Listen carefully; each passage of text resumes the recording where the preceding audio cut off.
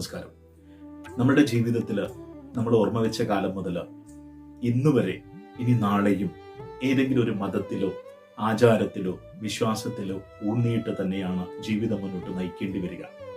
അങ്ങനെ ജീവിതം മുന്നോട്ട് പോകുമ്പോൾ അടിസ്ഥാനപരമായിട്ട് നമ്മളുടെ പല കാര്യങ്ങളെയും നിയന്ത്രിക്കുന്നത് ഇതുപോലത്തെ വിശ്വാസങ്ങളാണ്. ഒരുപക്ഷെ ഒരു വിശ്വാസി മറ്റൊരു വിശ്വാസത്തെ അംഗീകരിക്കണമെന്നില്ല, അല്ലെങ്കിൽ അവരവരുടേതായ വിശ്വാസങ്ങളാണ് ശരി എന്ന് വാദിക്കുന്നവരും സമൂഹത്തിൽ ഒട്ടനവധി കാണുവാൻ സാധിക്കും.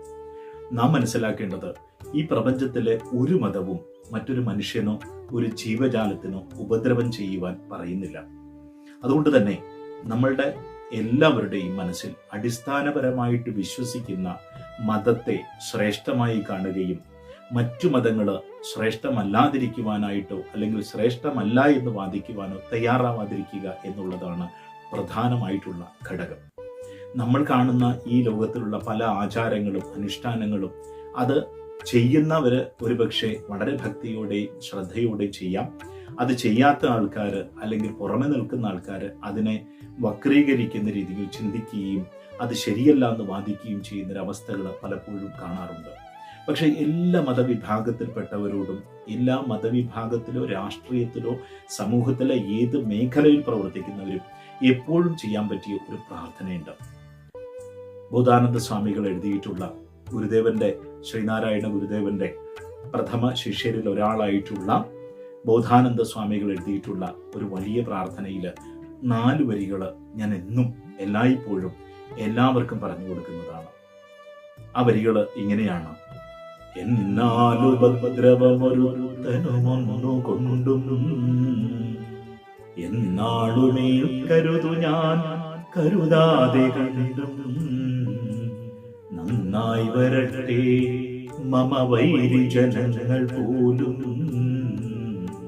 എന്നാകണം മമ മനസ്സു ജഗൽ സ്വരൂപ. അല്ലയോ പ്രപഞ്ചത്തിലെ ജഗൽ സ്വരൂപ, ഈ പ്രപഞ്ചത്തിലെ ജീവിതം നയിക്കുന്ന നമുക്ക്, നമ്മൾ ഈ പ്രപഞ്ചത്തിലൂടെ ജീവിച്ച് ജനനം മുതൽ മരണം വരെ പോകുന്ന സമയത്ത് എന്നാലൊരു ഉപദ്രവം ഒരുത്തനും എന്നാളും ഏൽക്കരുത്. എൻ്റെ ജീവിതം കഴിയുന്നത് വരെ ഒരുത്തന് പോലും ഒരു ഉപദ്രവം ഉണ്ടാവരുത്.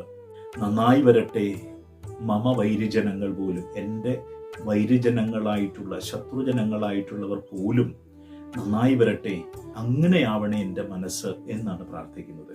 അങ്ങനെ ആവാൻ എളുപ്പമല്ലായിരിക്കാം, പക്ഷെ എന്നാലും പ്രാർത്ഥിക്കുകയാണ്, എൻ്റെ ശത്രുക്കൾക്ക് പോലും നല്ലതുണ്ടാകണേ എന്ന് ചിന്തിക്കുവാനുള്ള മനസ്സ് എനിക്കുണ്ടാവണേ എന്നാണ്. അല്ലാതെ നല്ലതുണ്ടാവണേ എന്ന് പ്രാർത്ഥിക്കാൻ നമുക്ക് സാധിക്കുമെങ്കിൽ അതിനുള്ളൊരു മനസ്സ് ആദ്യമേ നമുക്ക് കൈവരണം. അതുകൊണ്ടാണ് എന്നാകണം എന്ന് ആകണം, അങ്ങനെ ആവണം എൻ്റെ മനസ്സ് ജഗൽ സ്വരൂപ.